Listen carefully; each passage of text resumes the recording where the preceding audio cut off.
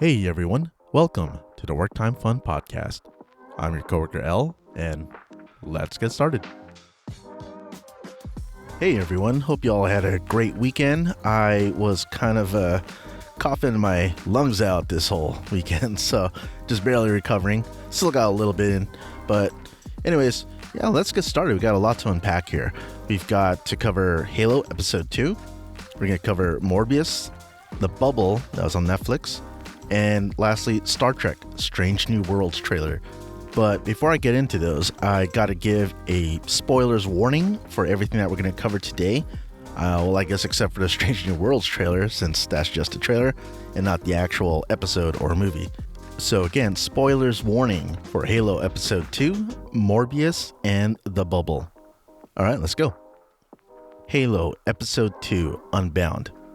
So I just watched this episode once. Typically when I do these kind of reviews or overviews, I watch an episode twice and then do a little peek while I discuss it.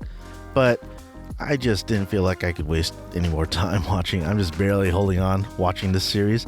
But I'm curious still, so that's why I still keep going with it. Anyways, so we continue on the story with Master Chief and Kwan as they escape from the UNSC over at the Reach. And I guess they're headed towards one of Master Chief's old friends. Well, I'm sure if it's really a friend because there's a flashback scene when Master Chief was young and his buddy Soren was escaping from the Spartan program, I guess when they're still training. And Soren, man, he got like this messed up left arm there. And he actually planned to take Master Chief with him to get away from the Spartan program. Unfortunately, Master Chief didn't feel the same way, and instead of escaping with him, told him, hey, Soren, you got like 5 minutes, get out of here before I alert everyone else. Now back to Master Chief and Kwan. They arrive to their destination and are greeted by a whole bunch of people with guns pointed at them.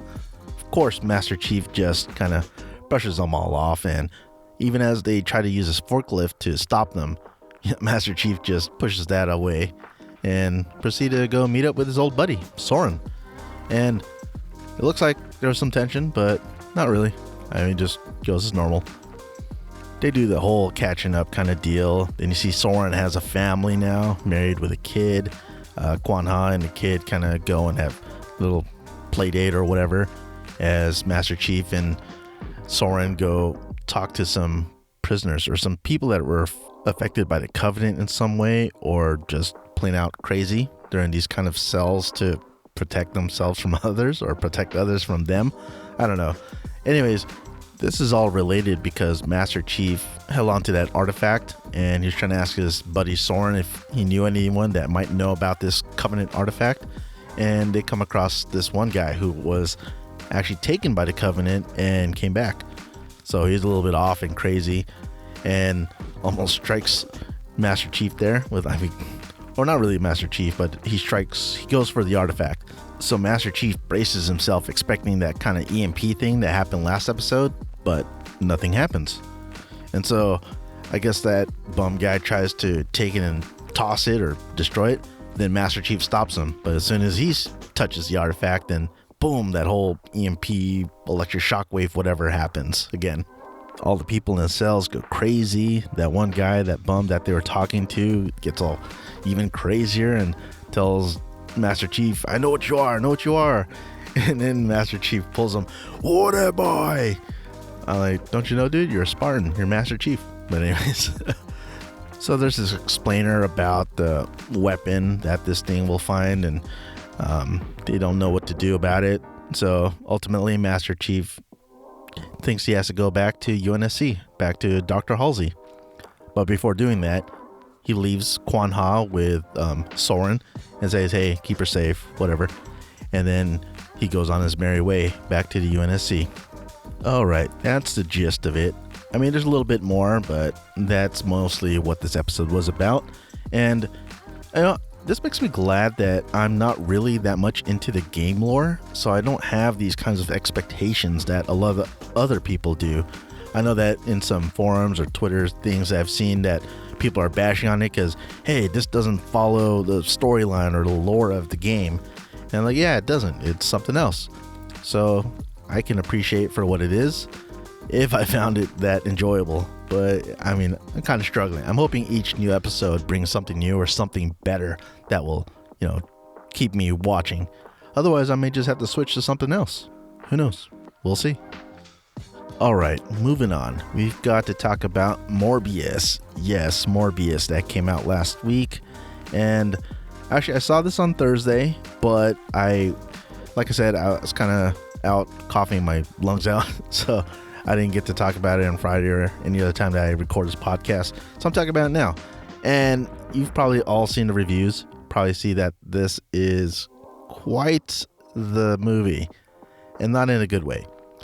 I could sum it up to this. I think I saw someone mention this on some forum or somewhere, that if you like Venom, Venom 2, then you're more likely to like Morbius as well, because that's a kind of bar or expectation that is set.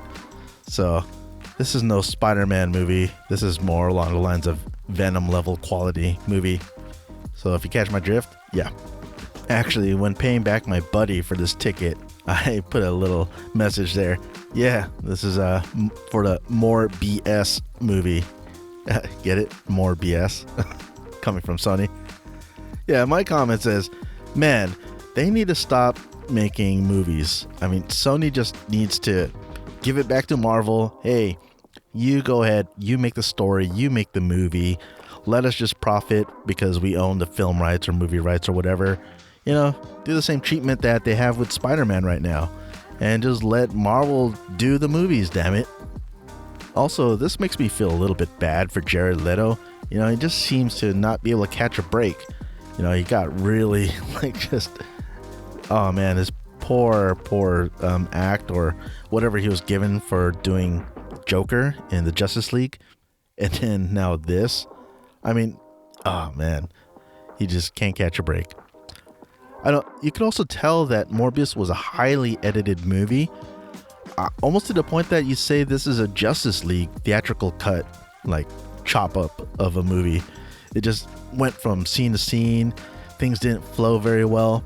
So I don't know if a director's cut would make it better, kind of like how the Zack Snyder cut of Justice League made it more bearable. But then you're talking about, a movie that went up to 4 hours long for Justice League. I don't know if I could do that for Morbius.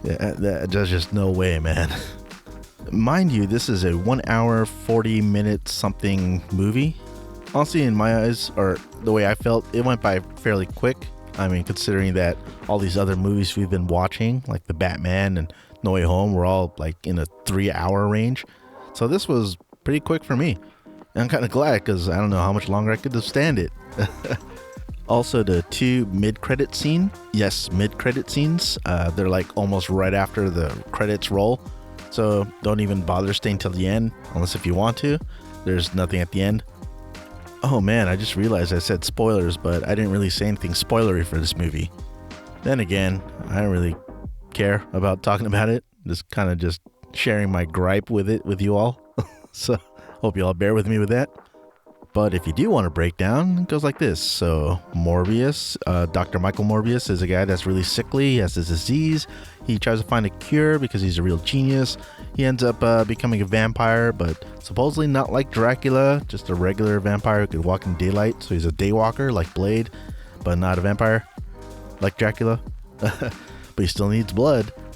Fortunately for him, he created artificial blood as that able to sustain him for an amount of time until he has to drink regular blood. But if he drinks regular blood, then he gets all crazy and more vampire-like. So his other buddy, his best friend since he was a young kid, who's been helping him fund some of his research and different things to try to save their lives because they both have the same disease. Well, he takes the same, serum to become the vampire, living vampire. But this time, his buddy Milo just loves going crazy and just eating people up, basically. So you got this fight about, all right, Michael Morbius doesn't want to keep feeding on people, and his buddy's like, hey, we should just rule the world as we are. Michael Morbius decides to put a stop to that, so he finds a way to make a serum or antidote to the vampire problem and make him normal. Except it doesn't really make him normal, it makes Milo dead. But while in that process, or right before that process, Morbius's friend Martine, who's actually a female doctor, she dies from injuries sustained from the fight with Milo, or from Milo trying to lure Morbius into a fight. And just before she dies, I guess she bites Morbius's lip and drinks his blood. And then, this goes so obvious about where it's going. Morbius was weak, so he had to, drink her blood in order to make himself stronger for that ending fight with Milo later on that I just described earlier. And then at the end, you see that Martine eyes light up red, so obviously she becomes a vampire too. So I guess Morbius is like Dracula then, isn't he? Who knows? And this is a segue to the next movie, The Bubble. Now, I was just searching around, seeing what I could watch. There's multiple options. I was like, okay, let's find something lighthearted. I go on Netflix and catch something called The Bubble. Now, this has a lot of stars in it, I see Karen Gillan in the trailer. I see a lot of people like Rob Delaney, Fred Armisen. Who was in here? Maria Bakalova, who was the one in the Borat movie. Oh, Leslie Mann, Iris Apatow, Pedro Pascal, Keegan-Michael Key, David Duchovny. Come on, man. It's so many people. And this is a Judd Apatow film. So, still that kind of comedy there. You think this would be something funny, right? Yeah, wrong. The comedy on here fell flat for me on so many levels. I mean, all right, here's a synopsis here. Now, this is my own words because I don't feel like looking it up. But basically, they're making a film called Cliff B6, and this is kind of a mockumentary type film because it was filmed during the pandemic. So this is a film about the film. Oh, I know. If you think about the movie Tropic Thunder, that's kind of what this is trying to achieve, that same effect, but not at all.